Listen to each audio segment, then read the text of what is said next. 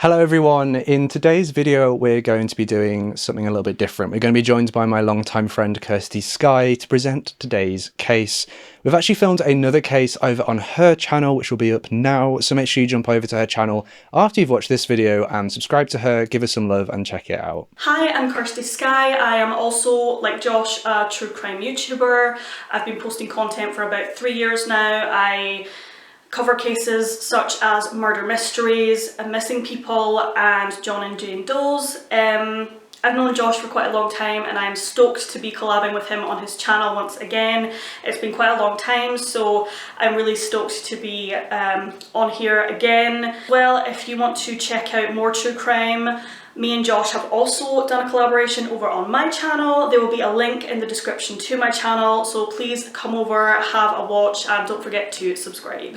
And with all that being said, let's delve into the case of Malcolm Webster. People say Ted Bundy didn't show any emotion. I showed emotion.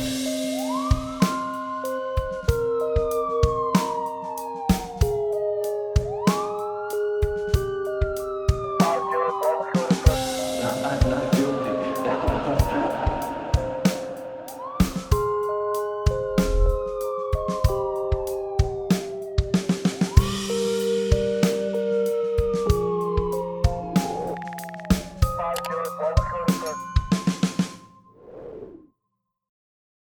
The following episode is not suitable for those under the age of 13. Viewer discretion and parental guidance is advised. Before we delve into this case, I would like to thank Switchcraft for sponsoring this episode. Switchcraft is a gripping multi-level game which had me pulled in from the first time that I played it. In the game, you take on the role of Bailey, a young witch studying at Pendle Hill School, which just so happens to be the world's top academy of witchcraft. You journey through the thousands of levels trying to solve the disappearance of your best friend Lydia.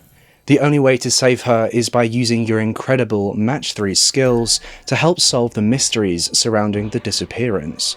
My favourite part of playing this game is definitely the storyline. I love that how you choose to play the game dictates the way that the story plays out and how it unfolds. It's truly putting you in the driver's seat.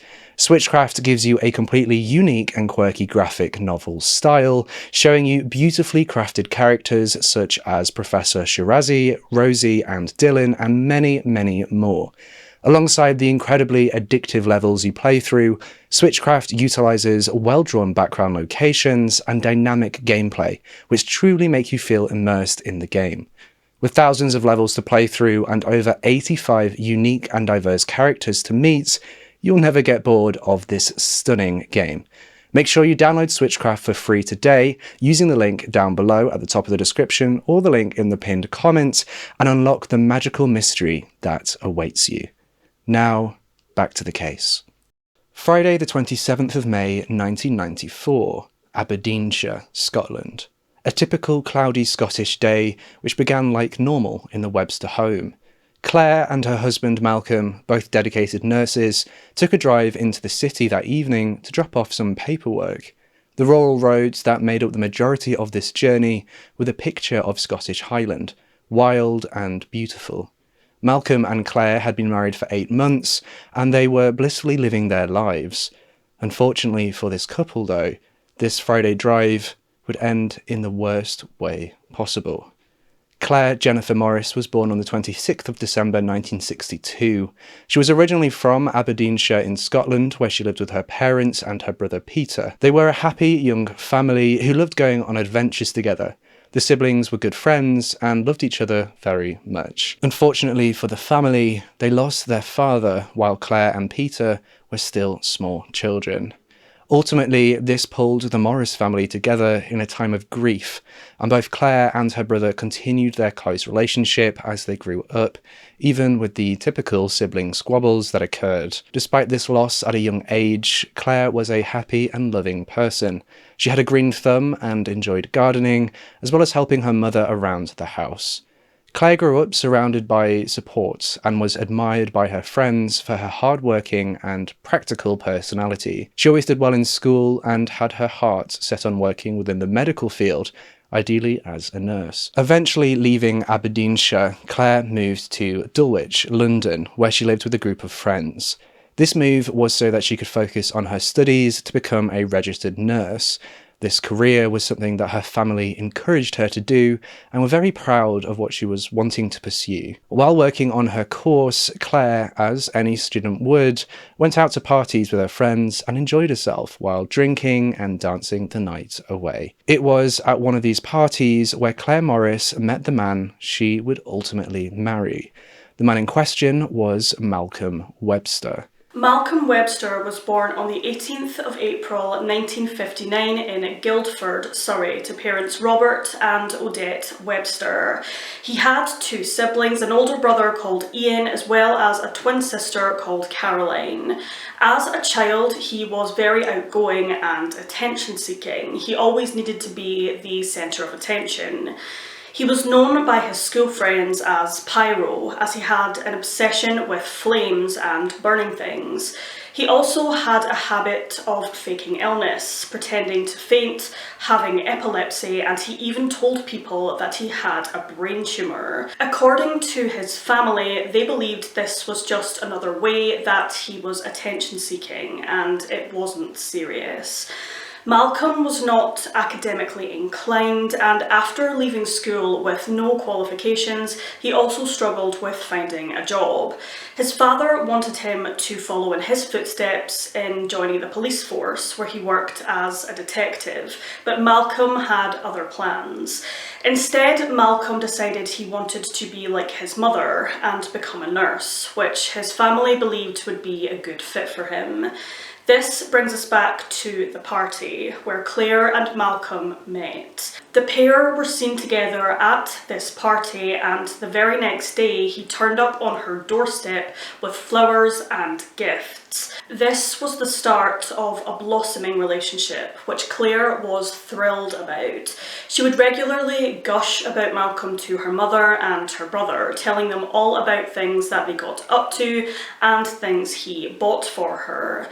Her brother was very happy to hear this, as she'd been very focused on her education, and hearing her happy with this man also made him happy. Her mother, on the other hand, was unsure about Malcolm, feeling like something was off with him, and she believed that Claire had become more withdrawn since she met him. Despite the hesitance from Claire's mother, Claire continued her relationship with Malcolm. Claire and Malcolm stayed together all throughout their studies and were a very happy couple. Their friends were very happy to see the pair going from strength to strength within their relationship, and eventually Claire's mother even recognised how happy Malcolm had made Claire. After being together for 2 years, Malcolm persuaded Claire to update her will so that he was included. This updated will ended up making him the sole beneficiary to everything that she owned. Later that year, Claire and Malcolm were engaged, which thrilled everyone who knew the couple. The pair got married on Friday the 3rd of September 1993 at King's College Chapel in Aberdeen. The wedding was a joyous occasion filled with friends and family, where everyone was in high spirits. It was a traditional Scottish wedding, and after the ceremony, the party began. After being married for just a few months, the couple was still living in bliss. Happy and content in their marriage, the pair moved to Aberdeen after they both found work there. They found a quaint little home to make their own, and they moved into East Catty Cottage in Tarve, Aberdeenshire. Leaving her family and friends in London, Claire and Malcolm's move seemed like a good choice. Claire's brother Peter believed that this move was a natural progression in their relationship. Claire would be moving back to an area that she was familiar with, having grown up in the area, and she was always happy living in the area as a child and as a teenager. After settling into their new home, the pair started their new jobs. They worked together at Kingseat Hospital, where Malcolm worked as a project nurse manager and Claire as a staff nurse. After living in Scotland for a few months, Malcolm started urging Claire to take out life insurance. In the end, the pair did both end up taking 3 different life insurance policies out on Claire. These policies included mortgage protection, capital repayment, and life insurance. Despite all these suspicious changes, including the updated will and insurance policies, no one batted an eye. Even when Claire's health started to deteriorate, no one seemed to think anything was off. All anybody could see was a happy couple going through some struggles. After 2 years of marriage, Claire's health took a more serious turn, and she began to be tired all the time and eventually started experiencing blackouts. Malcolm would have friends over to the house, and mid-afternoon, Claire would be asleep on the sofa. He would just laugh it off and claim that she was working herself too hard. During this time, Malcolm had been heard talking about how easy it was for a nurse to steal controlled drugs from the hospital, which is not suspicious at all. At this point, Claire was becoming more worried about her health due to the blackouts and was planning on going to the doctors, but Malcolm was quick to downplay her symptoms. He told her that she just needed to sleep more and not to bother going to the doctors because he was a nurse and would definitely know if something was wrong with his wife, who he loved so much.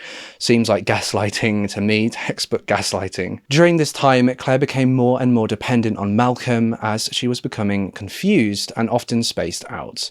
Even with all these medical problems, the couple seemed to be as loved up as ever. They liked taking drives together in the new car that Malcolm had purchased, and Claire spoke about how calming the scenery passing by was. In April of 1994, the pair were in a car crash, where their car rolled off the road, but a large bush stopped the car from rolling further down a hill off the side of the road. Luckily, neither of them were injured in the crash, and they were able to exit the car and wait to be picked up by a rescue vehicle. When Claire told her mother about the accident, she was very concerned that the pair needed to be more careful, but Claire reassured her that everything was fine, and her mother didn't need to worry. On the evening of Friday the 27th of May 1994, Claire and Malcolm spent their time watching the TV whilst they ate their dinner. After finishing their tea, Malcolm printed off some paperwork that he needed to drop off in the city that evening, as it was required by the hospital that following morning. Whilst Malcolm was doing this, Claire spoke to her mother on the phone, having one of their regular catch-ups. When the pair had finished these things, they got themselves ready and made their way to the car. Malcolm set up the passenger seat with a cushion and a blanket, knowing that Claire was likely to fall asleep on the drive, but happy to have her company. Unfortunately for the pair, they would never reach their destination city. On their drive, the car flew off the road and crashed into a tree after trying to avoid an oncoming motorcyclist. Malcolm managed to pull himself out of the wreckage, but was unable to pull Claire out in time. The tree they had crashed into had pushed into the passenger door, and he was unable to pull her unconscious body over to the driver's side in time. The car exploded in flames, and unfortunately, Claire was unable to be saved. After the police arrived on the scene, they questioned Malcolm as well as some members of the general public who had stopped by to try to help. The passerbys that they talked to said that Malcolm was an emotional wreck, and it had taken him a long time to even be able to form a complete sentence before starting to cry again. When he was questioned by the police, he tried his best to keep some kind of composure, and the police eventually got a statement from him. Quote, "If the motorcyclist had stopped, we could have got Claire out of the car. I couldn't get her out. I remember smelling smoke and petrol and another smell I can only describe as warmth." In the end, Malcolm was released from the scene and was taken to the Aberdeen Royal Infirmary. He said he was suffering from fractured ribs, a neck injury and aching muscles on his left side. Malcolm stayed in the hospital for 7 days and had a myriad of tests to help determine where his pain was coming from, and these tests included a CT scan. The doctors could not find any substantial reason for these claims and eventually sent him home. After Malcolm was sent home from the hospital, the car crash was classed as a very unfortunate accident, which caused a devoted husband to lose his wife. At Claire's funeral on the 7th of June 1994, her brother Peter was struggling and eventually broke down into tears at the loss of his sister. Everyone who knew Claire and Malcolm were shocked. They couldn't believe that their beloved Claire was no longer with them. As they placed Claire into her final resting place, Peter was at the graveside next to Malcolm, who was struggling to hold himself together as tears poured down his face. Feeling his pain, as they were both grieving for Claire, Peter reached over and held onto Malcolm's hand, wanting to give him some form of comfort. Claire was buried in Tarvis Church in Aberdeenshire. After the funeral, Claire's life insurance policies paid out, and Malcolm received over £200,000. He continued to live in their home in Tarvis for a few months. He was seen walking around the area with a cane and a neck brace, despite no diagnosed medical reason to do so. He tried to move on with his life and spent time with various lady friends, taking them out to dinner and on yacht trips. These women were people who he actually worked with in the hospital, and during their relationships he would claim to be ill, faking illnesses such as leukemia and epilepsy. He had bought himself a brand new Range Rover, as well as the 5-berth sailing yacht, which he loved to use to show off. Within 6 months of Claire's death, Malcolm had squandered most of the money from Claire's insurance payout. So at the beginning of 1995, he ended up packing up his life and moving to the Middle East. Malcolm found work at an IT company who supplied medical software, and this was where he met Felicity Drum. Felicity and Malcolm met in May of 1996 at a leaving party that was being held for a mutual friend of theirs in Riyadh, Saudi Arabia. Felicity worked as a nurse at the King Fahd Hospital, which is a hospital that Malcolm's IT company often worked with. Felicity found Malcolm to be entertaining and attentive, and she couldn't believe her luck that someone as charming as Malcolm wanted to be with her. They dated for 8 months before Malcolm proposed to Felicity in January of 1997. After a short engagement, the happy couple tied the knot on the 26th of April 1997. They got married at St Vincent's Church in Auckland, New Zealand, and they spent their honeymoon staying on Cook's Beach on the Coromandel Peninsula. While on the honeymoon, the pair bought food to last for 2 days, with Felicity picking out fish and lamb chops for their dinners. On their first night, they ate the fish that Felicity had bought, and they both enjoyed a glass of wine in front of the TV before both heading off to bed. When Felicity woke up, she went down to the kitchen to make breakfast and noticed that the lamb chops for dinner that night were missing. When she asked Malcolm where the lamb chops had gone, he told her that they had eaten them for dinner the previous night. In her head, Felicity had lost an entire day. Malcolm told her that she had been quite unwell and that she had been drowsy, but he cooked them dinner before putting her back to bed to rest. Felicity couldn't believe that she had no memory of eating the lamb chops. She was very concerned that she had actually slept for 36 hours and had lost a full day with no explanation. Malcolm was very casual despite Felicity's panic and calmed her down and didn't seem concerned. After returning home from their honeymoon, Malcolm and Felicity sat down and did some admin that needed to be done now that they were married. This included Felicity changing her will to include him. About a week after they returned home, Malcolm and Felicity were in the car, and after stopping at a petrol station and purchasing drinks, Felicity started feeling as though she was drunk. She started experiencing double vision. When they arrived back home from the journey, Malcolm had to support Felicity into the house as she couldn't walk on her own. She went straight to bed and ended up sleeping for 18 hours. Occurrences like this kept happening to Felicity, and she couldn't understand what was wrong with her to become so drowsy and forgetful. 2 days before they had been planning to move to Scotland, Felicity went to the doctors and they took a blood test thinking that she might have an infection from her time in Saudi Arabia.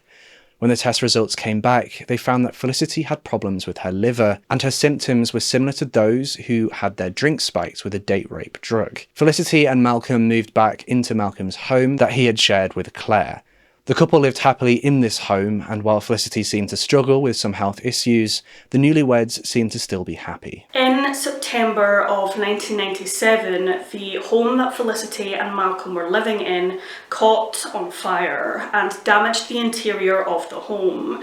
Luckily, neither Felicity or Malcolm were injured in the blaze, and Malcolm was quick to talk to the people who dealt with his home insurance. The insurance company ended up paying out £68,000 to Malcolm for the damages. Whilst living in Scotland, Felicity found out that she was pregnant and believed that this was the cause of the drowsiness problems that she had been experiencing. Throughout the pregnancy, she continued to deal with these problems, but she just put them down to the pregnancy being difficult. In May 1998, Felicity and Malcolm welcomed a son into the world, who they named Edward. After his birth, the Webster family packed up their home in Aberdeenshire and moved most of their belongings into storage in preparation for their move to New Zealand.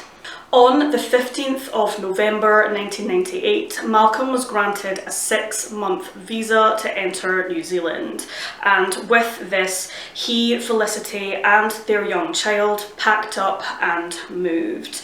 The Webster family didn't have a home of their own in New Zealand, so they ended up moving in with Felicity's parents until they found a home of their own.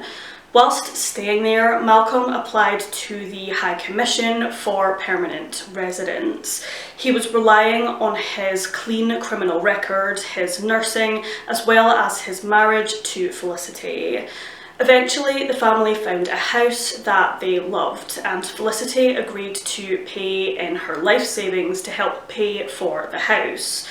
Malcolm said that he would pay the rest of the money after the sale of the house in Scotland finalised. So until that time, Felicity's father agreed to loan them the rest of the money they needed.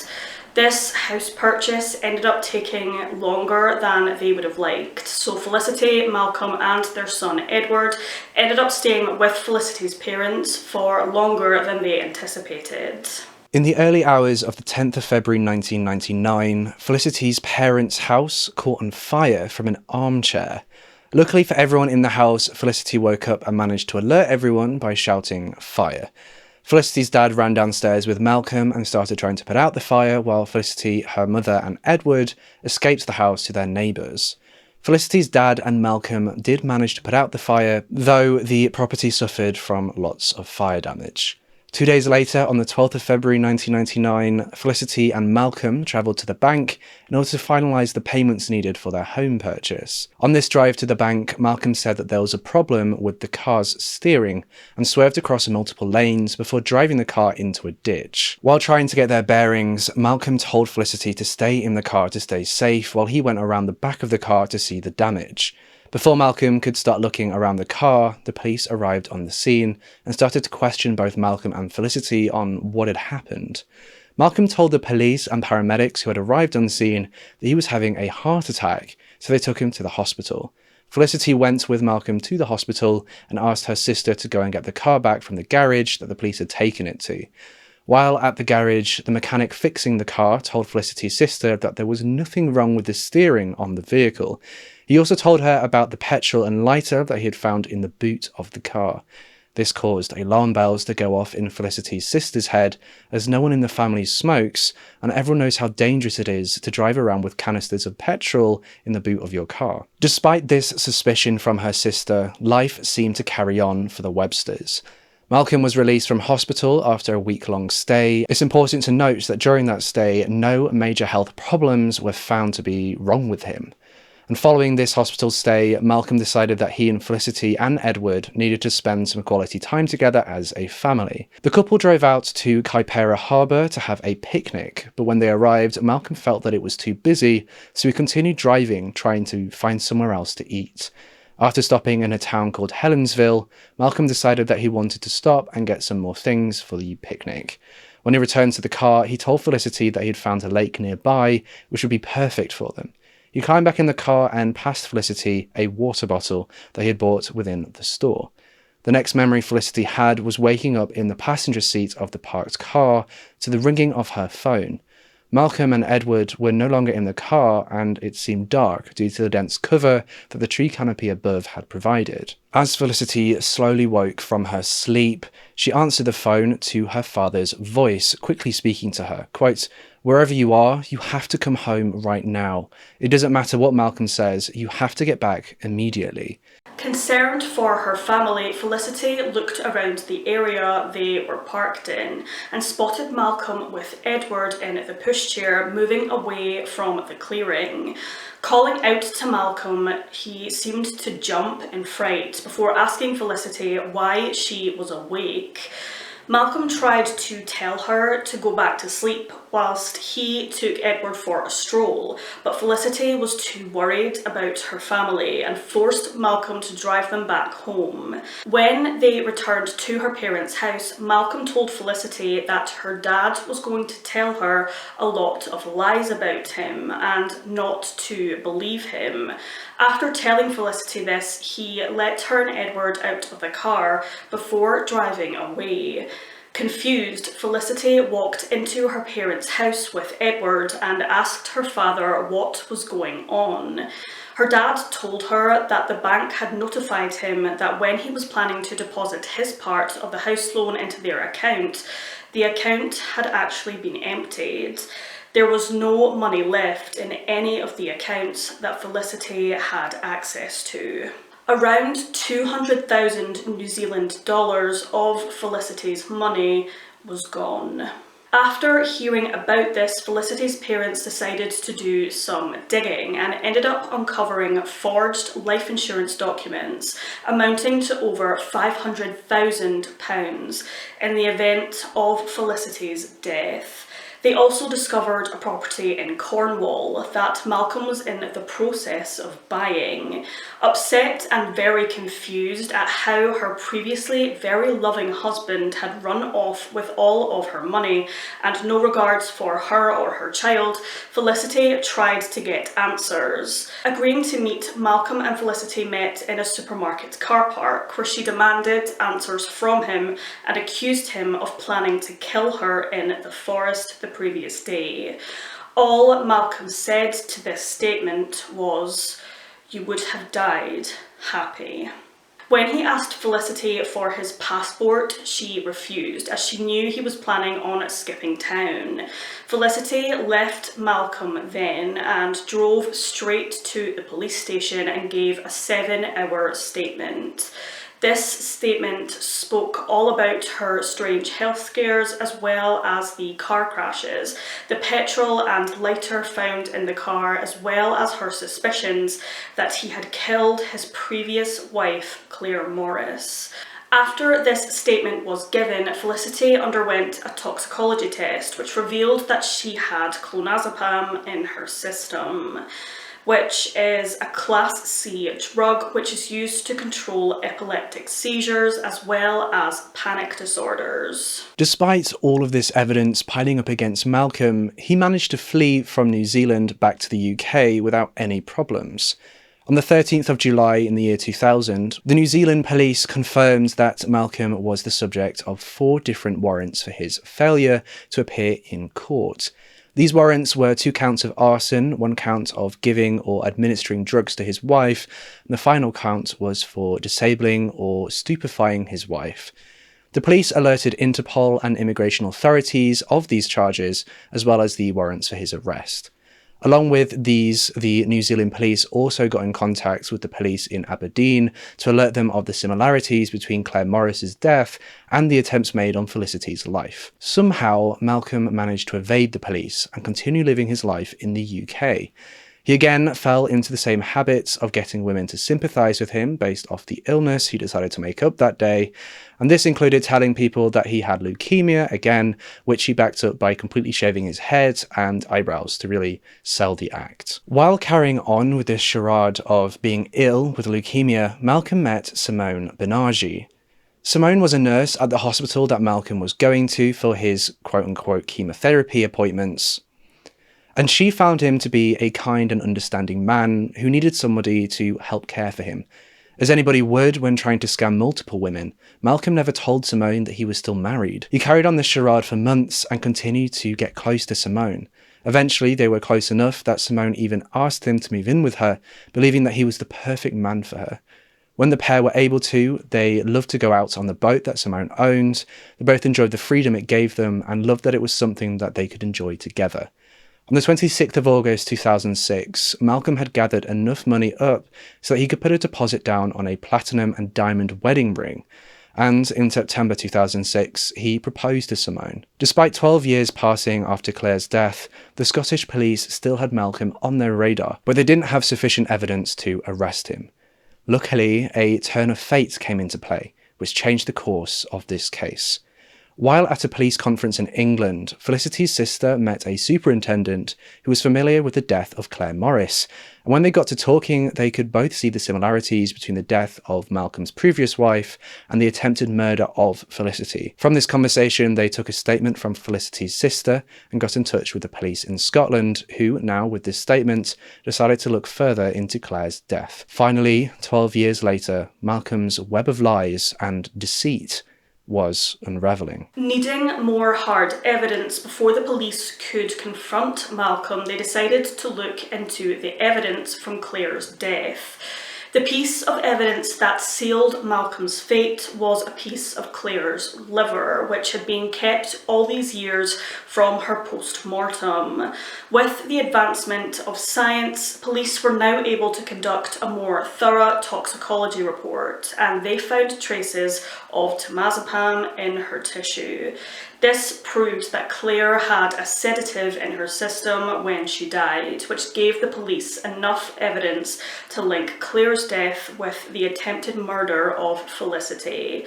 Knowing that there was now a chance for justice to be carried out, the police knew that they had to act fast. Simone was issued an Osmond letter which warned her that they believed she was in danger from Malcolm and that there was evidence that Malcolm was a killer. Simone was very shocked by this letter and couldn't put together in her head the man that she knew and was engaged to could be the same man that the police had written about in the letter. In disbelief, Simone decided to confront Malcolm about the letter, and he became panicked. Malcolm and Simone were about to set off on a trip in their boat to the Cayman Islands, which would leave them in a place that the police would not be able to reach them for a long time. With a time crunch, police began looking into the case files they had from Claire's death. They started to realise that things didn't quite add up. If Malcolm crashed the car due to swerving to miss a motorbike, why were there no skid marks on the road? Why did he tell multiple people that there was no one in the car with him when Claire was in there with him? How was there very little damage inflicted on the car despite the story that Malcolm had told about a fairly high-speed crash? All of these points were able to disprove the elaborate story that Malcolm had given to police at the time. All of this evidence mounting against him, and now the distrust from Simone, made Malcolm decide to flee again. Malcolm ran to Surrey and lay low for a while, but eventually he was found, and in February 2009 he was arrested. Finally, on the 19th of May 2011, Malcolm Webster was found guilty and charged with the murder of Claire Morris and the attempted murder of Felicity Drum. During the trial, a crash reconstruction expert told the court of how he believed that it was highly unlikely that the crash that killed Claire was staged. Quote, "It is highly likely that the vehicle was steered down the slope into the wooded area from a relatively low speed. Accordingly, the physical evidence fits entirely with the contention that this was a staged event. It is highly unlikely that the vehicle entered the wooded area as a result of a high-speed veer. That is to say that this physical evidence does not support any interpretation of the version of events given by Mr. Webster." They also said how if she was conscious, there would have been nothing to physically prevent Claire from getting herself out of the vehicle. It also came out in the trial that the boat that Simone and Malcolm frequented had life jackets that the pair would use, and the jacket that Simone used had been compromised. This showed the courts that he was again trying to kill. By the end of the trial, it took the jury less than 4 hours to find Malcolm Webster guilty. Malcolm, after 12 years of gaslighting, scamming and killing women, had finally been put behind bars, giving closure to all families affected. The worst part about this case, I find, is the trauma that the Morris family has had to endure.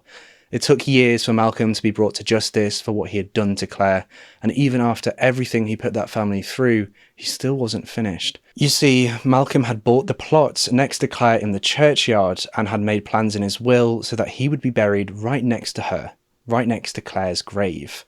He also stopped the family from removing her original gravestone to replace it with a stone which didn't call her Claire Webster, beloved wife. The family wanted to memorialise her as Claire Morris, who was loved by her friends and family. Even after everything, he couldn't leave the Morris family in peace. Years after Claire's death, they had to first fight against Malcolm in courts, then fight against his morbid need to keep a hold over Claire. Thankfully for the Morris family, due to the court ruling of guilty, Malcolm forfeited his right to the plot and her gravesite. This meant that the upkeep of the site would be passed to a trustee, which allowed the family to finally commemorate Claire in a respectful way. In regards to this case, I'm just glad that Malcolm was finally caught out. I think the fact that he managed to get caught before he hurt someone else was brilliant detective work by law enforcement. I'm just glad that he went behind bars and that the women got justice for the pain and the suffering that he put them through, and hopefully, you know, having that justice helps give the family some sort of closure.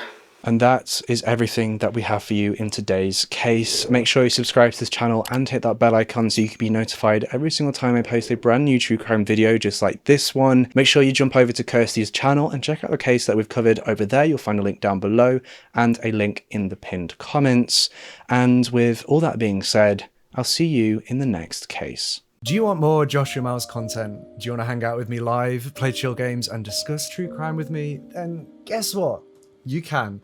Just jump over to twitch.tv/Josh Miles and hit that cheeky little follow button where I stream every Monday, Wednesday, Friday and Sundays at 9 PM UK time. We hang out on stream whenever a new true crime video goes live, where we'll talk about the case that's in the new video and just kind of hang out. It's like Joshua Miles after hours. Follow me on Twitch. You can join our little community for free. You can find a link at the top of the description and in the pinned comments. A special thank you to all of my Patreon members for helping keep this channel afloat, but especially thank you to my lead investigators for all of your support. If you'd like to support this channel for less than $5 a month, then head on over to patreon.com/itsjoshuamiles. For less than $5 a month, you'll get early access to videos and access to scripts and also polls on cases. If you or someone you know has been affected by issues covered in our programming, including this episode, then please use the link in the description for information, advice, and support.